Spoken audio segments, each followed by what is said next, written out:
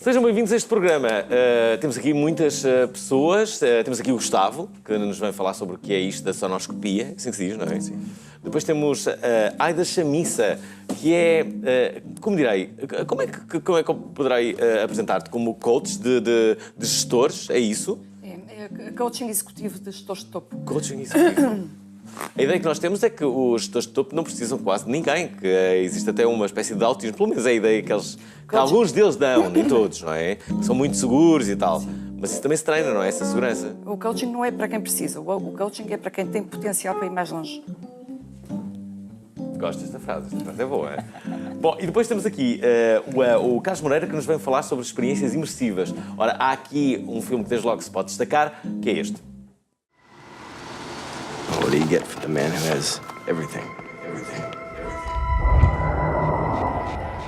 Happy birthday, sir. Thank you, Maggie. I don't like her.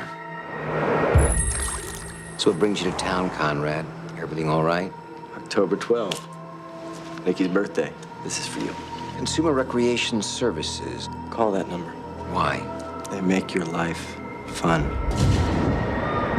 What are you selling? It's a game. A game. Specifically tailored for each participant. John, chapter 9, verse 25. Whereas once I was blind, now I can see. Now I can see. One day your game begins. You either love it or hate it. Are you going to spend the rest of the evening prying at that clown's mouth?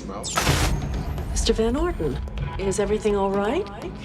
Ah, Mr. Van Orton. Have we met? I believe so. Why are you following me? Find out about a company called Consumer Recreation Services. They won't stop, Nick. He's in on it. I paid the bill.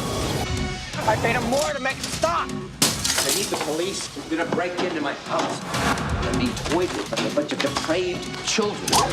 They're trying to kill me. Who's behind this? Who did this to me? Why? This is all the game. Ah! Right now, I am extremely dangerous. You're behind the whole thing, aren't you? Bem, toda a gente viu o The Game, nessa altura muito se falou em Portugal. Algumas empresas multiplicaram-se a fazerem diversas atividades em que todas elas propunham fazer o The Game na vida real. Mas isso não é fácil. Mas vocês fazem. Aliás, vocês existem há 8 anos. Há 8 anos, exatamente. Não só fazemos, como fazemos também com um propósito pedagógico associado. Ou seja, muitas empresas nasceram a partir dessa altura, de 92, acho eu, para fazer muitas coisas divertidas, relacionadas com a área da publicidade, da comunicação. Aquilo que nós nos propomos a fazer é pegar nessa inspiração e trazer projetos que têm um propósito pedagógico para as empresas. Olha, isso, durante o jogo corre mal e a pessoa mata-se, não aguenta a pressão. Está resolvido. Pronto, já está aí. Game over, não é? Pedagogicamente não há mais nada a fazer. Não há. Ora, nós temos que falar aqui sobre o projeto Sonoscopia. Gustavo, como é que desde logo o poderá-se apresentar? É essencialmente uma associação de músicos, um coletivo de músicos que está sediado no Porto e centramos na área da música experimental, que é uma área bastante vasta. Aliás, eu lembro assim nos anos 80, havia uma espécie de gangue de pessoas que só ouviam música experimental e música industrial, que era uma coisa muito mais à frente. A música industrial era assim, só mesmo aqueles grandes cromos da música é que sabiam explicar o que é que aquilo era. Aliás, os teus vídeos são bem o reflexo daquilo que vocês fazem e o ambiente onde vivem.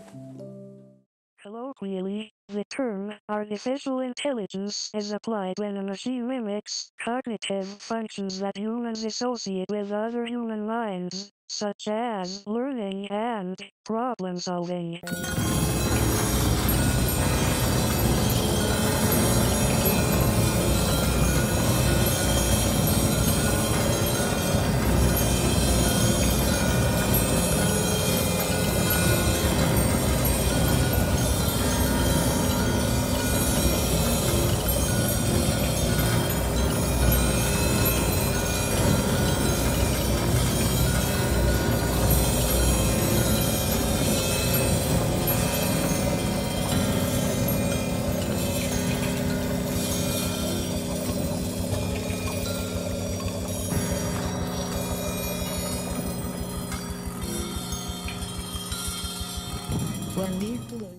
Ora, cá está. Gustavo, há uma pergunta que eu desde logo tenho que fazer, até porque se fala muito sobre as assimetrias norte-sul. O norte, como já vem sendo tradicional, até porque eu também sou do norte e sei bem o que é que como é que as coisas são, sempre se queixou de uma diferença de tratamento, de uma... Sim, de uma assimetria grande que havia e do centralismo. Sim, mas daqui da capital. Isso não deve ser só o caso de Portugal, não é? É o caso de quase todos os países. Não sei se são todos os países, mas a grande maioria deles, não é? A Espanha também, Madrid, concentra muito poder. Mas acho que nos últimos anos isso tem mudado um bocadinho e as coisas têm-se distribuído um bocadinho melhor pelo resto do país. Ainda assim continua a haver uma grande assimetria entre norte e sul, e litoral e interior. E talvez hoje em dia a diferença maior seja entre o litoral e o interior. Olha, e a internet não veio aproximar? Sim, eu acho que... Veio? Sim, veio aproximar muito mais. Não vai resolver, mas veio aproximar um bocadinho mais, não é? E acho que vai transformar muito a lógica do que será o futuro das cidades e o futuro da Europa, principalmente, com esta questão da mobilidade. E espero eu que as cidades do interior, cidades mais pequenas, isso possam ter um papel mais importante. Curiosamente, diz algo que chamas-lhe o síndrome Pink Floyd. Há as pessoas que dizem sempre, no meu tempo era muito melhor. Bom, e em relação à música, eu acho que, por todas as razões, e mais algumas, eu acho que se vivem os melhores tempos de sempre, não é? Embora existam tantas coisas que parece que nada se consegue diferenciar, não é? Mas, por exemplo, a música portuguesa nunca passou por uma fase tão boa, não? Sim, eu concordo plenamente com isso. Eu, quando falo na brincadeira do síndrome Pink Floyd... Mas é boa essa expressão. É sobre aquelas pessoas que dizem, no meu tempo a música era melhor e os Pink Floyd, muita gente fala nos Pink Floyd, nos Genesis, e depois mais tarde há as pessoas que falam que são os Nirvana e os falam nos Genesis, mas não se lembram da fase Phil Collins, não é? Sim, só se lembram da fase Peter Gabriel. Mas acho que este síndrome pode ser aplicado a muitas coisas que têm a ver com este saudosismo romântico das pessoas associarem que nos seus tempos áureos de juventude é que as coisas eram melhores. Mas se isso fosse verdade, nós hoje em dia já estávamos completamente destruídos, porque o mundo tinha sido sucessivamente pior, então já não estávamos cá. Não é? Ora, vamos juntar aqui à conversa a Aida Chamissa, que acaba de editar este livro que se chama Break Heaven e não Break Even, que normalmente é o que preocupa muitos gestores no negócio. Ora, Break Heaven é um livro que é dedicado sobretudo às pessoas que têm 40 anos, mas não estão a ter uma atividade... É isso? Ou estou a dizer uma asneira? Não. Uma asneira. Uma asneira que estou a dizer. Já. Logo uma asneira. Com esta pessoa a dizer uma asneira, logo a primeira coisa que eu lhe digo. Não é grave. Não é grave. Não tem idade. O livro é orientado para gestores de empresas, para executivos, para pessoas que têm lugares de liderança. E que querem ascender a um próximo nível. Exatamente. Ok, agora já percebi. Onde é que eu terei lido? Eu li algures. Cá está. Exato, já sei. É aquilo que tu denominas a zona do meio. Aí sim, incluem-se as tais pessoas de 40 e alguns anos que não estão a desempenhar uma função profissional. Sim, porque nos anos da crise, em que a crise estava muito agressiva, uma coisa que eu assisti muito foi pessoas que estavam em lugares de topo, com muita experiência e com muita competência, que de repente foram despedidas. Sim. E quando foram despedidas... Representavam um custo grande, não é? Representavam um custo grande. E quando estas pessoas que têm mais de 40 anos são despedidas, é um drama muito grande, porque a seguir nós temos ativos muito importantes e muito significativos que são perdidos, porque a pessoa a seguir não tem enquadramento. Porque é demasiado cara para ter enquadramento, há lugares para poucos, e de facto o que eu noto é que há um desperdício enorme. Então, quando se fala de startups e quando se fala de empresas, eu refiro sempre então a zona do meio, que é a zona onde há muito potencial disponível. Eu sou uma profissional do potencial. É assim que eu gosto de pensar. Mas agora curioso, tu dizes isso e dares esse exemplo, acho que todos nós conhecemos um amigo, alguém perto do nosso grupo, em que isso aconteceu. E a dúvida é sempre a mesma. Deve aquela pessoa não descer abaixo do patamar que conquistou, não é? Porque essa é a grande dúvida do gestor. Ou deve, por simplesmente,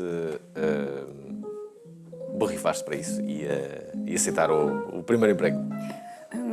É uma grande questão, não é? Porque a partir daí tu desces de nível. Sim, para mim a questão não se põe nesse paradigma, põe-se noutro paradigma. A nossa economia está muito mais elástica e está muito mais versátil do que num paradigma de ter emprego ou não ter emprego. Atualmente, é possível tu transformares aquilo que tu sabes fazer, as tuas competências, é possível transformares num serviço que tu vendes.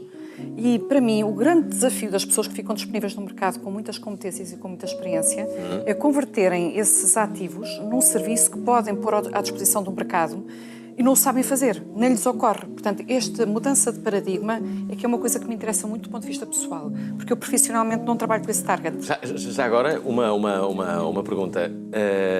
Também se começa a verificar que as empresas, quando têm um CEO, de antes, o próximo nível do CEO, a determinada idade, era ir para casa, não é? Era a reforma. Mas começa-se a verificar que alguns CEOs já não vão para casa, mas que recuam uma posição. Imagina, é CEO e passa a diretor do departamento tal. Nunca acompanhei um caso desses. Não. Mas é possível que exista e acredito que exista. Isto é, sem que isso seja doloroso para a pessoa, não é? É como, eu acho que o futebol pode explicar quase tudo na vida. É como um avançado à medida que a idade vai... Olha, isso vai acontecer quase certeza com o Ronaldo, não é? À medida que a idade vai avançando, pode ir recuando, vai começando a ser médio, possivelmente, ou acaba em defesa, não é? Porque... Ou o guarda-redes também acho que nunca aconteceu. Será que já aconteceu alguma vez isso? Não sei. Mas pronto, mas percebes a ideia? Percebo. Eu profissionalmente trabalho com pessoas que estão no ativo e que estão em lugares de gestão e de alta gestão. No entanto, interesso-me muito por esta zona que eu acho que está muito pouco construída e muito pouco estruturada, mas é um interesse pessoal. Portanto, já criei com outras pessoas uma associação que apoiava estas pessoas, chamava-se B-Side, com a querida Susana, que já morreu e que era a grande incentivadora da B-Side. Mas eu profissionalmente trabalho com quem está no ativo. Agora, há uma coisa que vos une a todos, é que todos gostam de viagens. Vocês gostam muito de viagens, tu tens quilómetros e quilómetros, porque tu és músico também. Tiveste a tua primeira banda aos 12 anos? Sim, por volta de 12 a 13 anos. Sim. E agora, quantas bandas é que tens? Um músico normalmente não tem só uma banda, não é? Sim, acho que hoje em dia a minha vida não se rege muito por bandas exatamente, mas mais por projetos específicos que tenho que construir para um determinado momento. Mas sim, ainda continuo a ter talvez algo que se aproxima a uma banda, mas neste momento o coletivo de músicos da Sonoscopia será o que eu chamo a minha banda. Tu fizeste uma coisa curiosa, fizeste uma edição de 5 cópias em fita magnética, lançadas a balões de hélio a partir do Porto. Sim. Sei que uma delas foi encontrada em Salamanca. Perto de Salamanca foi, talvez, acho que as probabilidades disso acontecer eram as mesmas que ganhar o Euromilhões, só que isso aconteceu-me com alguém que encontrou uma fita que foi lançada num balão de hélio no Porto. Isso foi encontrado numa aldeia perto de Salamanca, a cerca de 50 km de Salamanca. Portanto, as probabilidades eram ínfimas e foi uma senhora o filho de uma senhora que era professora de música que encontrou, achou piada às instruções que tinham lá nesse saco de plástico, decidiu montar essa fita numa cassete e ouvir o código de download que era para ser feito. Isso foi uma sorte, Era não é? quase impossível. Nós tínhamos dizia lá, Sonoscopia, e a senhora entrou em contacto connosco através do mail. E ao início nós pensamos, ok, isto é absolutamente impossível, fomos trocando e-mails e acabamos por ir lá à casa da senhora para a conhecer, e ela recebeu-nos com uma mesa enorme com... Vocês foram a Salamanca? Não era Salamanca, era Elbodon. Elbodon. Que fica entre a Guarda e Salamanca. Portanto. Olha, vamos ver aqui um vídeo.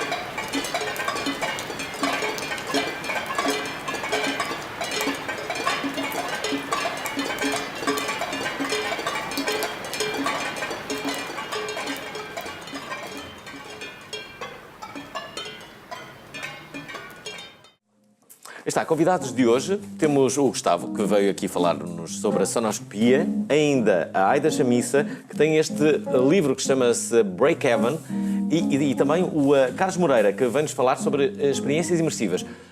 Carlos, o que é que importa aqui referir? Como é que tudo isto funciona? Importa referir, primeiro, que as empresas precisam permanentemente de desenvolver os seus colaboradores. Cada vez mais, não é? Cada vez mais. E fala-se, se calhar, muito mais do que nos anos anteriores em formação, em desenvolver competências, em capacitar as pessoas, mas, ao mesmo tempo, também nunca se falou tanto em, por parte das empresas, em necessitarem de formatos diferenciados de formação. As pessoas estão um bocadinho cansadas de estar numa sala a ouvir um conjunto de conteúdos. É verdade que aprendem, mas também é verdade que não existe mudança comportamental quando as pessoas regressam às empresas. E isso leva as empresas a procurarem cada vez mais formatos diferenciadores, e há uma tendência grande no mundo inteiro acerca da formação experiencial.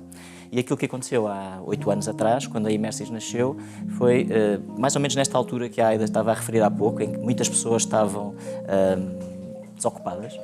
Aquilo que aconteceu também nessa altura é que nasceram muitas empresas de formação, porque muitas das pessoas foram tirar alguns cursos de formação de formadores e abriram uma empresa. E nessa altura, coincidiu também com o nascimento do projeto Imersis, sabíamos que tínhamos que lançar um projeto que se diferenciasse dos outros.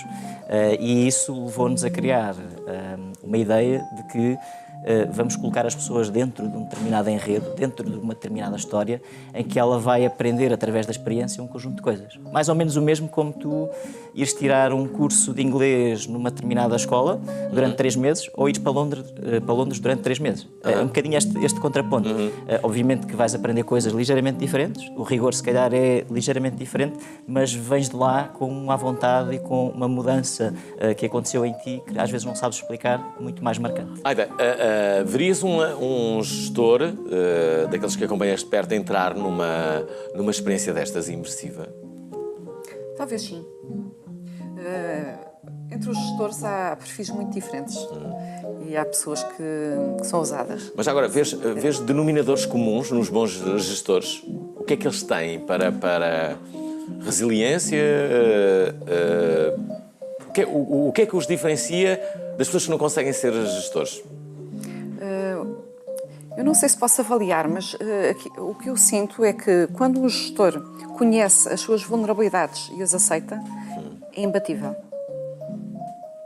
Quando ele as aceita? Quando ele conhece e aceita as suas vulnerabilidades. Porque todos somos imperfeitos e fazemos de conta que não. E quando não fazemos de conta que não, as coisas são muito poderosas. O que é que o teu livro nos ensina? Não ensina, ele transforma-te. Não é para a mente. Este é um livro que foi escrito... Tu tens frases muito impactantes. Sim. Este foi um livro que eu contratei 2 pessoas para me ajudarem a escrever. Eu todos os anos, há 14 anos que vou estudar lá para fora e estou sempre a fazer atualizações. E percebi que queria partilhar isso, mas de uma maneira em que não fosse para a mente, que fosse um convite a que tu te vais questionando e que te vais...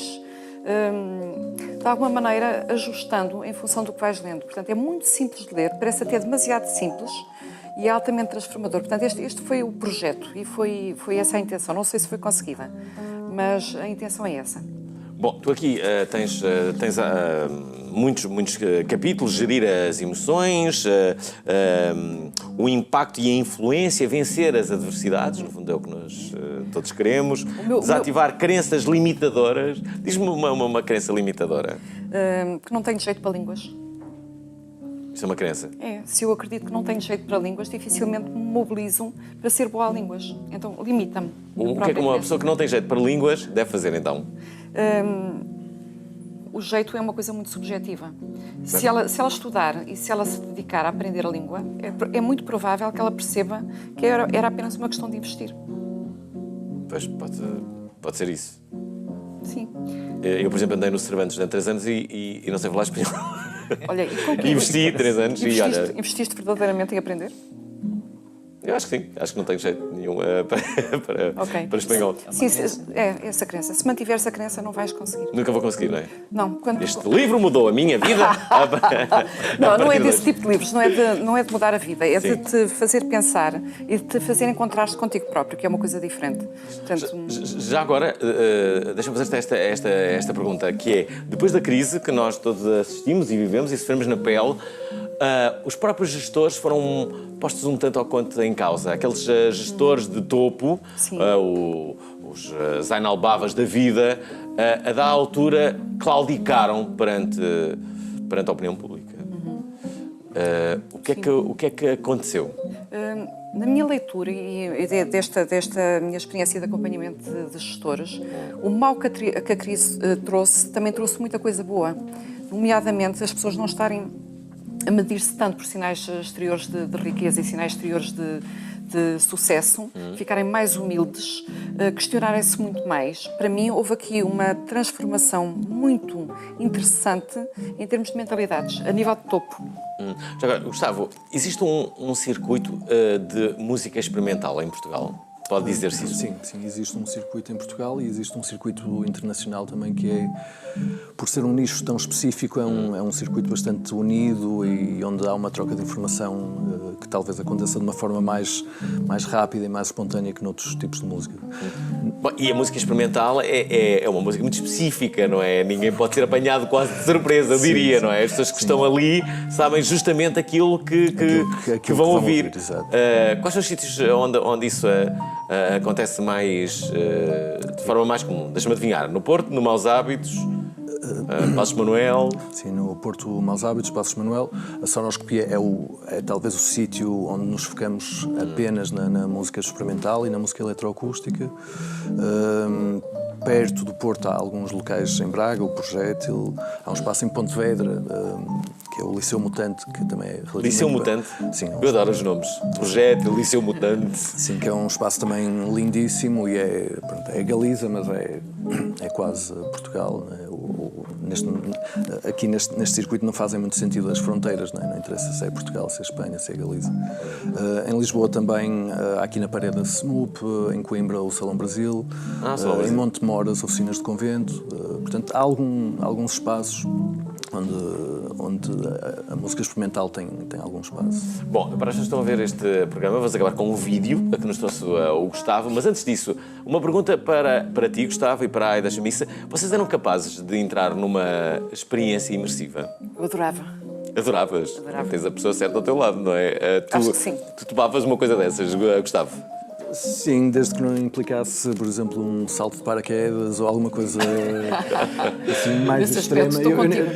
Exatamente, olha, eu acho que vocês conseguem perceber isso. Mas isso tu estás a levantar uma questão importante. Obviamente que, tal como qualquer projeto desta área pedagógica, aquilo que nós fazemos é primeiro compreender quem é que vai participar no projeto, que tipo de limitações, que tipo de contingências temos, que tipo de necessidades temos e tudo é desenhado à medida. A história é escrita à medida, as experiências são preparadas para aquelas pessoas em particular, para que as experiências, através das quais vão passar, cumpram os efeitos que nós pretendemos. Portanto, tu se calhar não ias saltar de paraquedas, tirávamos de paraquedas.